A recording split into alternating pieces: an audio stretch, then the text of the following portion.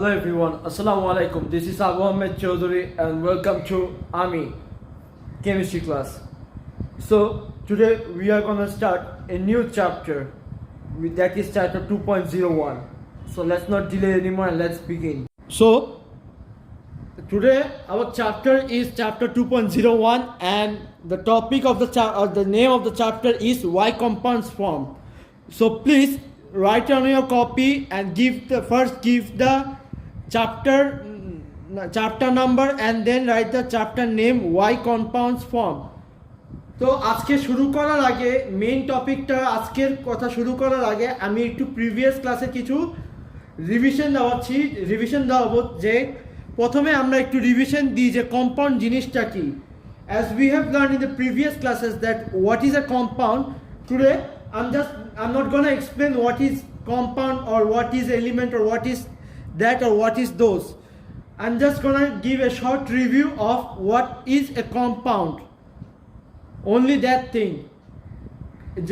Those who didn't watch my previous videos or those who are watching this video for the first time or those who are watching me for the first time, please look at the previous videos to have a better understanding of the whole chemistry or the previous chapters.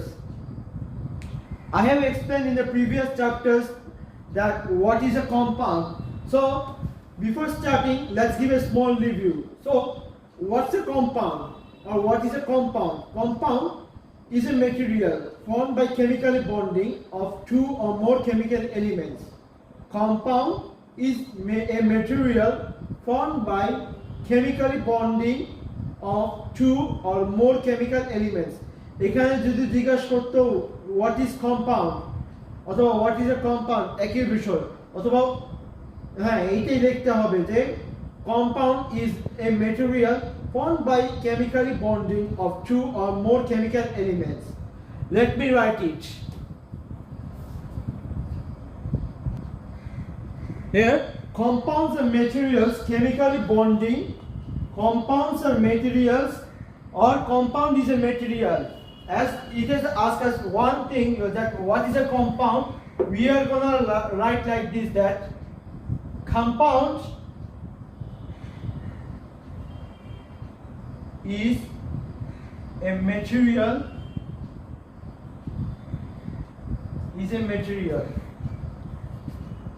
formed by chemically bonding. A compound is a material formed by chemically bonding. Is a material formed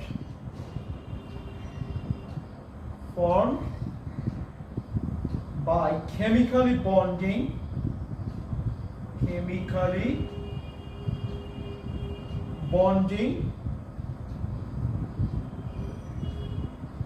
of two or more elements.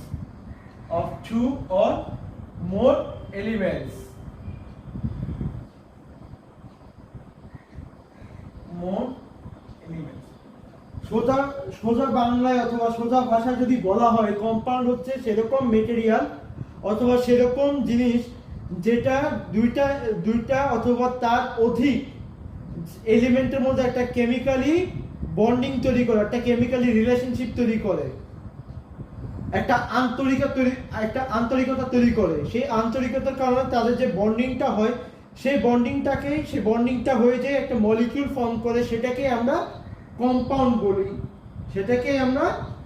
বলি। Now, symbols of compound.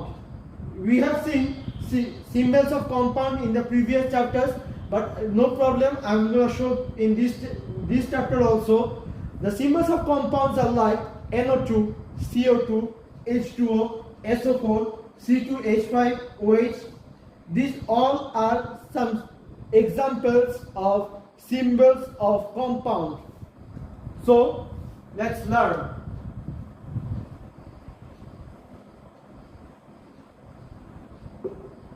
Our motive is not to learn to pass the exam. Our motive is to learn to remember it throughout the whole life so that we can teach someone else. Some symbols of compounds. some symbols of compounds. NO2, CO2, H2O, and there is two more. I will show that also. So NO2 stands for nitrogen dioxide, CO2 we know carbon dioxide, H2O we know that H2O stands for water, and but still I'm gonna write it. Give me some moment.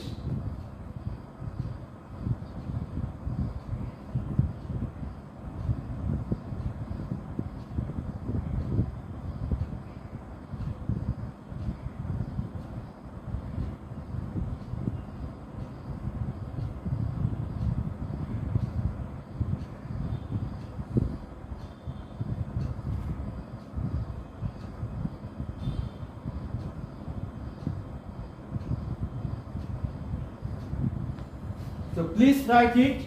Some symbols of compounds are some examples of symbols of compound. এটাও লিখতে পারো। NO2 হচ্ছে nitrogen dioxide, CO2 আমরা জানি carbon dioxide, H2O আমরা জানি water. আজকে নতুন দুইটা জিনিস শিখবো, সেটা হচ্ছে SO4 এবং C2H5OH. These are also compounds. কেউ যদি জিজ্ঞাসা করে এই যে সিম্বলটা দিয়ে দেওয়া হয়েছে না NO2, এখানে কয়টা এলিমেন্ট আছে, তখন আমরা কি বলবো? এখানে দুইটা এলিমেন্ট আছে, একটা হচ্ছে nitrogen, N represents nitrogen and we know O represents oxygen.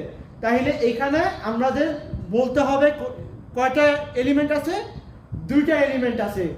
কারণ কি দুইটা এলিমেন্টের বেশি আর কোনো কিছু দেওয়া নাই। সেম গোস ফর CO2, এখানে কয়টা এলিমেন্ট? দুইটা এলিমেন্ট।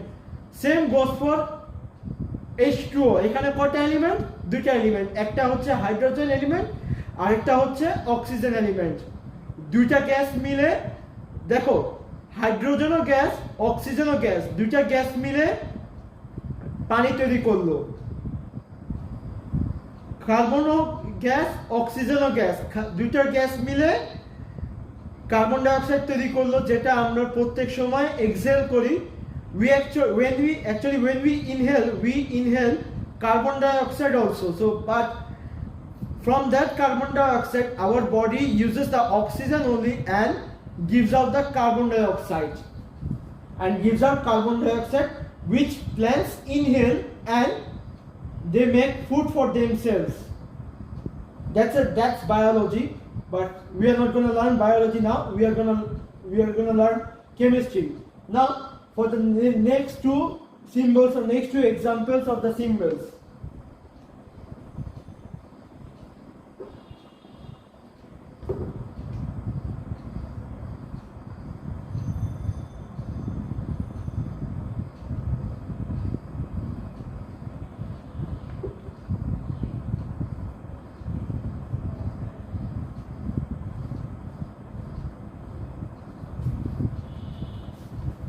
এখানে দেখতে পাচ্ছি আমরা এইটার ক্ষেত্রেও যদি SO4 এর ক্ষেত্রেও যদি আমাকে বলা হয় যে এখানে কয়টা এলিমেন্ট আছে, তখন আমরা কি বলবো?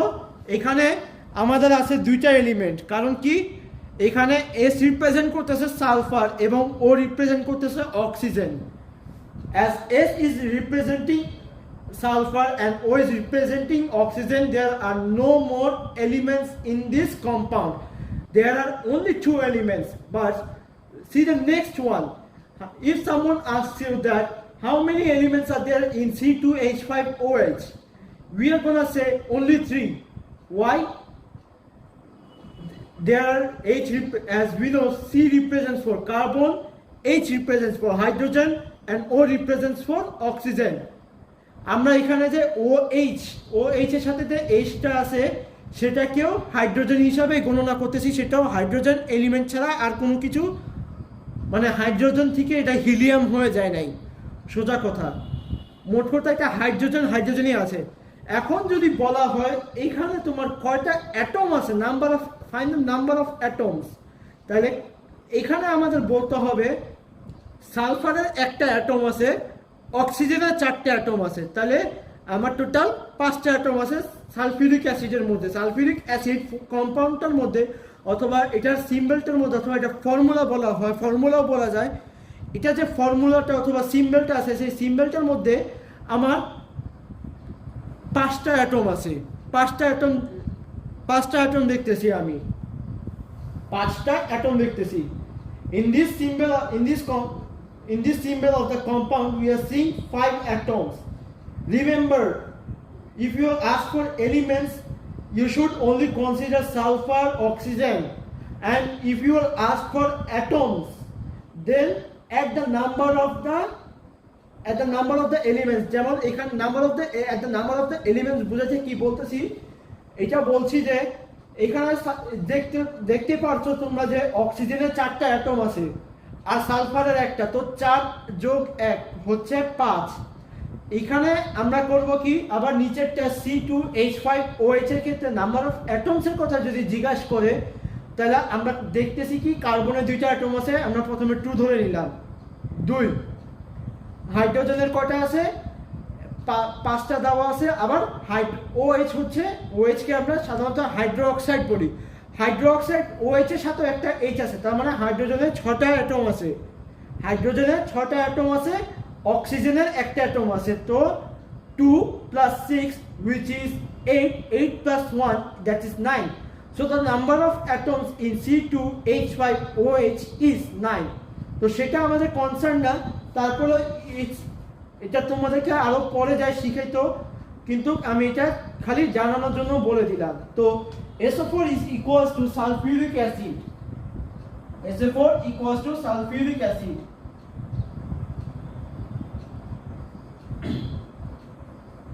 and C2H5OH stands for ethanol, C2H5OH stands for ethanol. এই ইথানল জিনিসটা কি এবং এগুলোতে কি কাজ করা হয় সেগুলো তোমরা পরবর্তীতে জানতে পারবা, আপাতত এতটুকু জানো।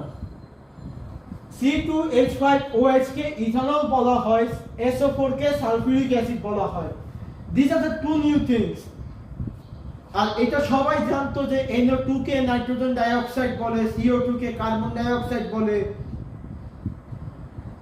SO4 কে সালফিউরিক অ্যাসিড বলে, C2H5OH কে ইথানল বলা হয়। তো these are some symbols or some examples of symbols of compounds. তো a chemical formula specifies the number of atoms of each element. A chemical formula specifies the number of atoms of each element in a compound molecule using the standard abbreviations for the chemical elements and the numerical subscripts. মোট কথা এই যে এখানে যে সিম্বলটা দেওয়া আছে chemical এলিমেন্টের symbol, this is the call chemical element symbol, অথবা কেমিক্যাল ফর্মুলাও বলা হয়, কেমিক্যাল ফর্মুলাও বলা হয়। এগুলো সাধারণত একটা কম্পাউন্ড মলিকিউলের মধ্যে কয়টা অ্যাটম আছে সেটাকে নির্দিষ্ট করতে সাহায্য করে, কয়টা অ্যাটম আছে অথবা কয়টা এলিমেন্ট আছে এই ফর্মুলাটা দ্বারা বুঝতে সাহায্য করবে। That is what I just shed right now.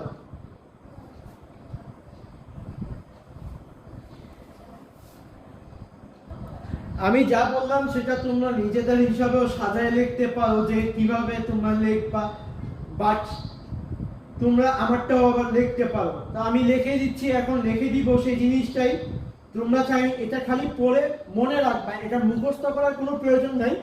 পরীক্ষায় যদি জিজ্ঞাসা করে what does the chemical formula represents or how does it help you, তো এটাকে সোজাসুজি বলে দিবা যে এই ফর্মুলা দ্বারা আমরা বুঝতে পারবো যে একটা এলিমেন্ট, একটা কম্পাউন্ড মলিকিউলে কয়টা নাম্বার অফ অ্যাটম কয়টা আছে এবং নাম্বার অফ এলিমেন্ট কয়টা। আমি সহজ করে লিখে দিব, অত বাড়ায় চাড়ায় অথবা এত অ্যাডভান্স ওয়ার্ড ব্যবহার করে লিখবো না। I am gonna write in a simple manner, so you guys can copy that or you guys can make your own answer until or unless it's correct. আপাতত এতটুকু থাকুক যে a chemical formula specifies the number of atoms in each compound molecule. A chemical formula specifies the number of atoms আচ্ছা এখানে একটা জিনিস miss গেছে, number of atoms and the number of elements in each compound molecule. Let me write it correctly. Number of atoms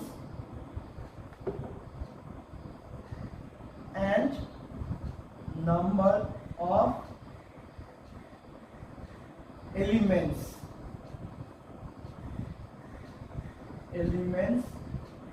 in each compound molecule.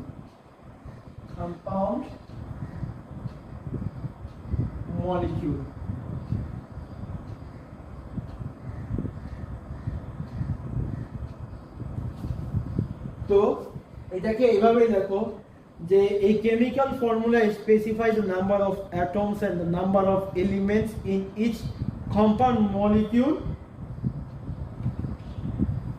By following এটা হচ্ছে পরের line. এই আপাতত এই লাইনটা লেখো, প্রথমে এই লাইনটা শেষ করো। I am giving you some time.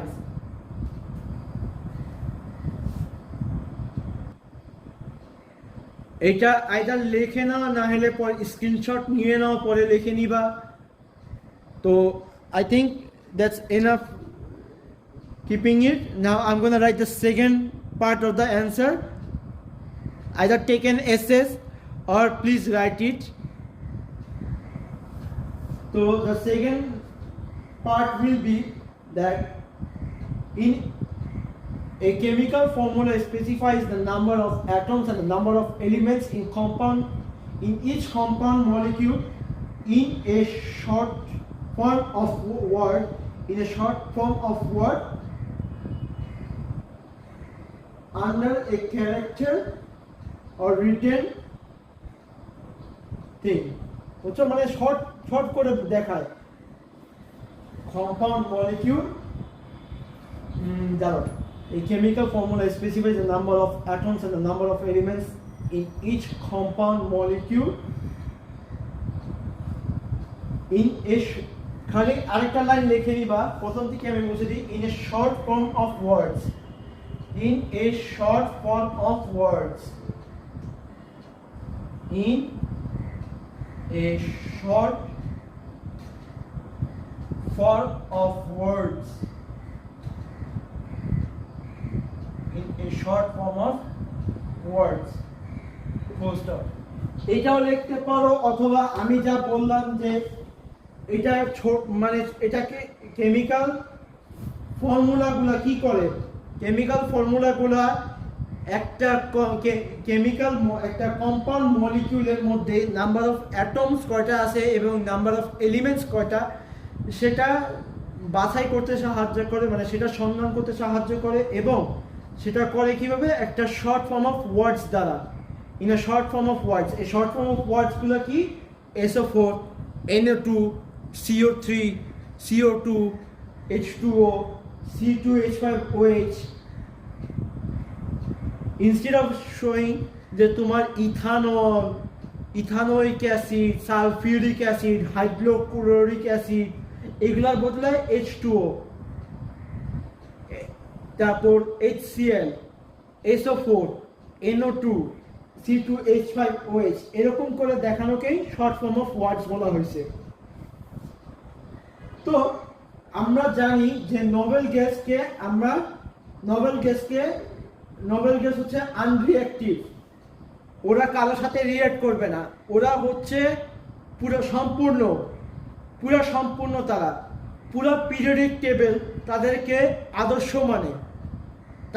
আদর্শ মানে group from group 1 to group 7, all the elements in that group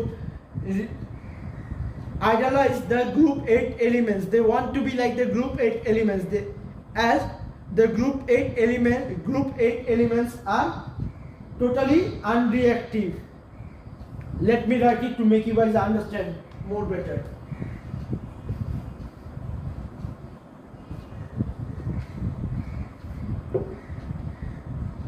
Group 8 elements are unreactive as they do not bond, as they do not bond or do not form compounds, as they do not bond or do not form any compound.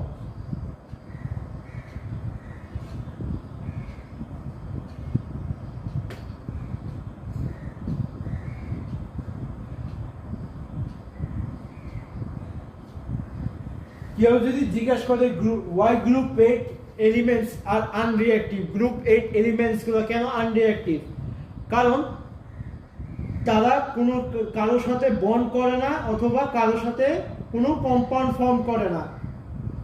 এইখানে do not bond or do not form any, form any না, কিন্তু এটা form any. There is a gap between form and any. Let me write it more clearly.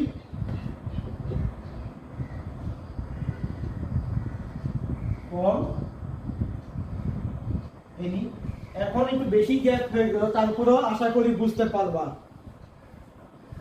এখন একটু বেশি gap হয়ে গেল, তারপরে আশা করি বুঝতে পারবা যে group 8 elements are unreactive as they do not bond or do not form any compound.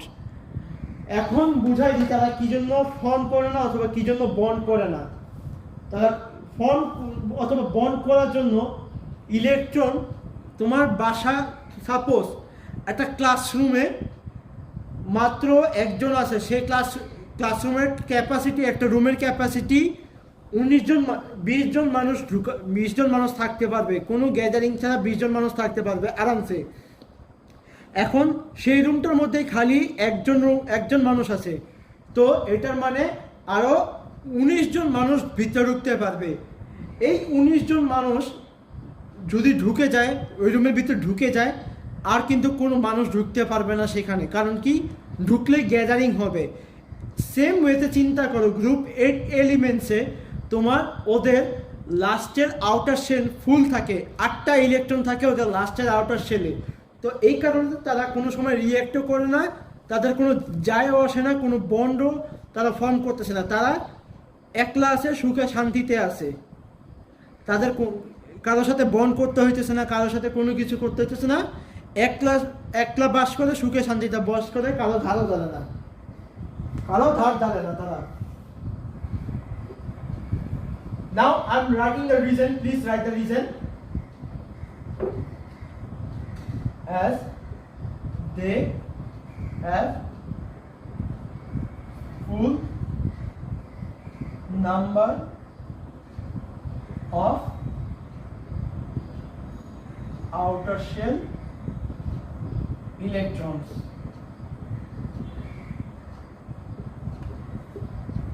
মানে সোজা কথা, একটা ভরা ক্লাসরুম, সবগুলা ক্লাসরুম, অনেক একটা স্কুলে একটা ক্লাসরুম পুরো ভর্তি, কিন্তু বাকি ক্লাসরুমগুলোতে 1টা 2টা 3টা 4টা এরকম করে স্টুডেন্ট মিসিং আছে।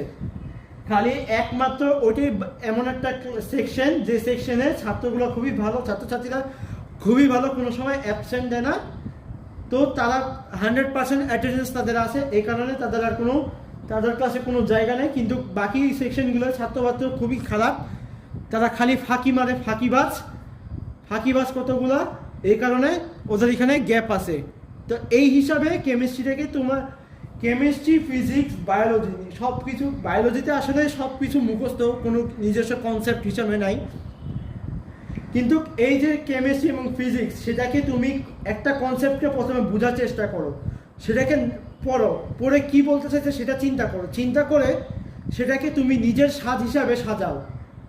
আমি যেরকম এখানে ক্লাসরুম দিয়ে বুঝালাম, তুমি তোমার বাসার রুম দিয়ে বুঝো, অথবা তুমি অন্য হোটেল দিয়ে, রেস্টুরেন্ট দিয়ে বুঝো, সেটা টোটালি তোমার উপরে ম্যাটার করবে, তুমি কিভাবে বুঝবা।